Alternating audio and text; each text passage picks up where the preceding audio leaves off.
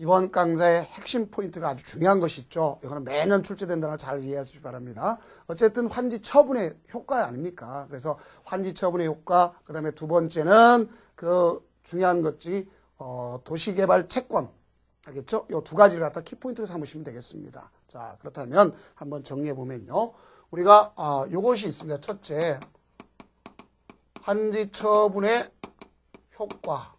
그래서 효과는 가서 개별적으로 통지하고 공고했으면 공고한 날 원칙적으로 어떻게 되냐면 다음날 효력이 발생한다는 거. 자, 잘 하시면 되겠는데 다음날 발생하는 것은 일단은 권리관계가 이전되고 확정된다는 것.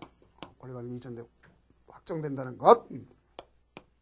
또 이것이 원칙입니다. 근데 여기에 이제 예외가 있을 수 있겠고 또 입체 환지 처분. 그래서 다음날 이제 땅 대신 여기 건물의 일부와 땅의 지분권, 그렇죠? 건물의 일부, 이걸 갖다가 건축물의 일부, 그 다음에 땅의 토지의 일부, 이렇게 되는 거죠. 근데 여기에 저당권이 있다면 공동담보된다 하는 것이 가장 키포인트라는 걸 알 수 있어요. 다음 가장 중요한 것 중에 하나가 맨날 얘기했죠. 이거 채시보환. 채비지는 시행자가, 보리지는 환직에서 정한 자가 다음날 귀속되는 것이고, 또 청산금이 확정된다. 청산금의 결정이라는 용어와 같은 소리가 아니다. 결정이라는 건 한마디로 평당가격을 연상하면 되겠고, 평당가격 곱하기 가격하면 얼마 되는지 권리관계가 확정되니까 나오는 것이다. 이렇게 얘기했습니다. 그런데 그 중에 여기에 이 권리관계가 이전 확정이 다음날 된다는데 거기에 예외가 있더라. 이게 중요하더랬죠. 그래서 예외는 어떤 경우냐. 환지 부지정 토지. 그래서 환지 부지정 토지는 환지 처분 공고 종료일 날 소멸하는 것이다. 그 다음 행정상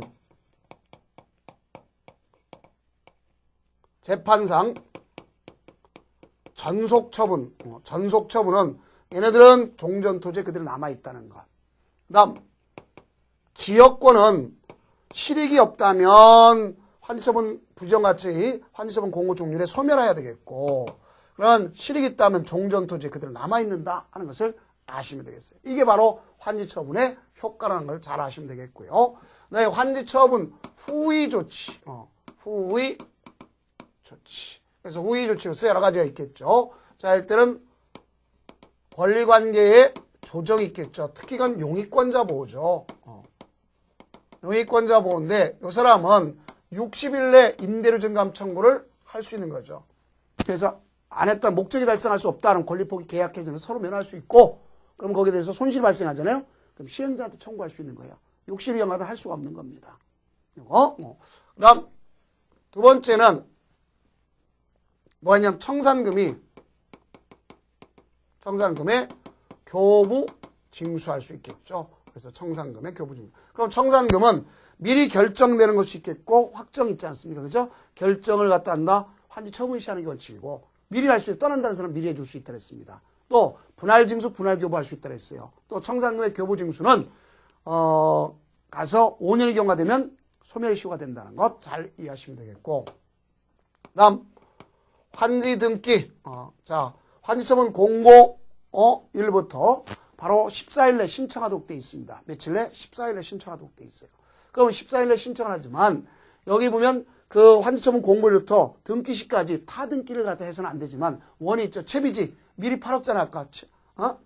채비지. 자, 그런 경우가 언제 있었죠? 환지 예정 지정 때. 그러니까 그때는 등기 원인이 생겼기 때문에 할 수가 있다는 것 아시면 되겠고, 다음 우리가 감가 보상금이 있어요. 감가 보상금은 누구인 경우에 해당하죠? 행정청인 시행자가 공공시설을 너무 많이 확보했기 때문에 피해를 준 거나 마찬가지란 말입니다. 그래서 행정청이 환지 방식으로 함에 따라서 역시 공공시설을 많이 확보할 때 토지 소유자나 임차권자에게 주는 것을 감가 보상금이라고 한다 하는 것이 여기에 가장 키포인트적 개념이다 하는 것이고요. 가장 무엇보다 중요한 게 바로 이겁니다. 사실상 저당권과 저 노랗게 쓴 거. 그 다음 세 번째는 이제 채권에 관한 사항이겠죠. 그래서 우리가 앞에서 배웠던 토지 상환 채권하고 비교해 줘야 됩니다. 이것이 얘기가 아니라 도시개발 채권이에요. 도시개발 채권. 도시개발 채권은 누가 발행하는 거냐 봤을 때 지단체의 장. 그러면 결국 지방자치단체의 장이니까 지방자치단체 장이니까 자 누가 할 수 있느냐 장을 얘기하는 겁니다. 장. 그러면 이거는 시도지사가 발행할 수 있는 거예요. 그럼 이때 이들이 발행할 때 여기에 대해서 승인은 갖다 누가 하느냐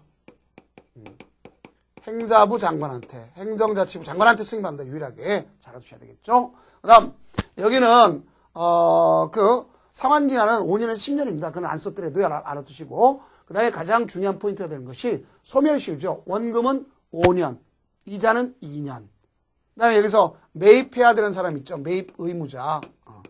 매입 의무자라는 것은 수용 방식을 할 때 국가나 지방채 공적 주체한테 도급계약 체결한 자, 또 민간 시행자, 그다음에 국토의 계획 및 이용 법률에서 개발행 허가 중 토지 형질 변경 허가, 타법에서 그걸 의제되는 허가 이걸 받을 때는 해야 된다. 이것이 바로 이 시간에 가장 키포인트다는 것. 특히 잘 알아주셔야 돼요. 그 중에서 여기 있는 노란 것으로 이야기한 환지 처분의 효과 가장 조심하고 채시 보환 끝까지 인식해 두시기 바랍니다. 자, 그렇다면 이게 끝났다면 이제 도시 및 주거환경정비법 부수면서 나갑시다. 자, 고생 많으셨습니다.